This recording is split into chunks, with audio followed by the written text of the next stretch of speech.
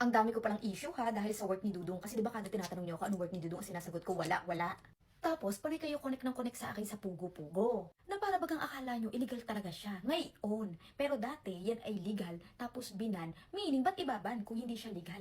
O di ba? Ano yun? Hindi sana hinuli na lang dire-diretso. Binan siya. Kasi dati, pwede siya. Tapos, binan. Bakit pa mag-a-announce ng ban kung talagang ban na siya sa una pa lang? Kung bawal siya, edi dapat hindi na in-announce na ban. In-announce nga na ban, ibig sabihin, oh hanggang dito na lang, ban na from now on.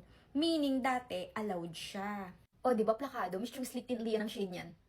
At di siya nawala ng trabaho dahil sa ban. Talagang nagsarado sila kasi software hina na talaga. At ilang taon na yun before pandemic pa. Matagal na, no? Mga nayopak na to, ini-issue nyo pa ako na parang kala mo talaga, illegal ang pinagagawa namin. Ang only work na lang niya ngayon, inang may nag-comment na naman, Miss, solid yung intense whitening soap mo. Trinay ko lang 3 pieces. Naghahanap kasi ako ng pamalit sa Alada kasi maharlika siya. In just 2 days, nag-micro peeling agad. Try ko next yung lotion. Ito, tinutukoy niya, Miss, yung intense whitening soap. Namamalat-malat ito. Minsan nakala mo nagiging libagin ka pero nagbabalat-balik ka. Alam mo naman, pag namalat, maglalight, ganoon naman yung atake. Tapos ito may lotion, oh, di ba?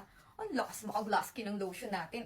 Walang lagkit ka, kahit magtatatakbo ka pa dyan. Focus to sa whitening, yung intense whitening. So, trabaho na lang ang niya ay maglaro ng computer. Kasi sabi niya sa akin, siya daw ay retiro na. Chill-chill na daw siya, enjoy na daw yung pinaghirapan niya dati. Kaya naman, college pala ang nagtatrabaho na iyan sa New York. Tapos sa Taiwan, non-stop naman magtrabaho ang nayopak. Eh, wala naman siyang anak. So, ngayon, ini-enjoy na lang niya. Ang galing nito sa mga dark spots, sa mga kuyo ko, tsaka mga pimple marks, as in.